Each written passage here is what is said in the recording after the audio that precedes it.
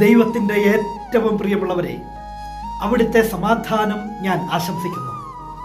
ഇന്ന് കർത്താവ് നമുക്ക് നൽകുന്ന ദൂത് ഹെബ്രായർ 6:12. നിരുത്സാഹരാകാതെ വിശ്വാസവും ദീർഘക്ഷമയും വഴി വാഗ്ദാനത്തിൻ്റെ അവകാശികളായവരെ അനുകരിക്കുന്നവരാകണം നിങ്ങൾ. വിശ്വാസം വഴി, ദീർഘക്ഷമ വഴി കാത്തിരുന്ന് വാഗ്ദാനത്തിൻ്റെ അവകാശികളായവരുണ്ട്. അങ്ങനെയുള്ളവരെ അനുകരിക്കുന്നവരാകണം നമ്മൾ. നിരുത്സാഹരായി പോകരുത്. അനുകൂലങ്ങളെക്കാൾ പ്രതികൂലങ്ങളായിരിക്കും പലപ്പോഴും ജീവിതത്തിൻ്റെ മുന്നിൽ.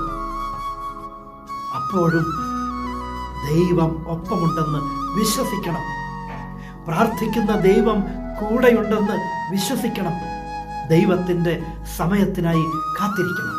വാഗ്ദാനം നൽകിയത് ദൈവമല്ലേ? അവിടുന്ന് അതനുസരിച്ച് പ്രവർത്തിക്കും. വിശ്വാസവും ദീർഘക്ഷമയും വഴി വാഗ്ദാനങ്ങൾ നേടിയവരെ അനുകരിക്കുന്നവരായി മാറണം നമ്മൾ. വിശ്വാസം ചോർന്നു പോകാതെ കാത്തുപിടിക്കുക. കാത്തിരിക്കാനായിട്ടുള്ള ക്ഷമയുണ്ടാവുക.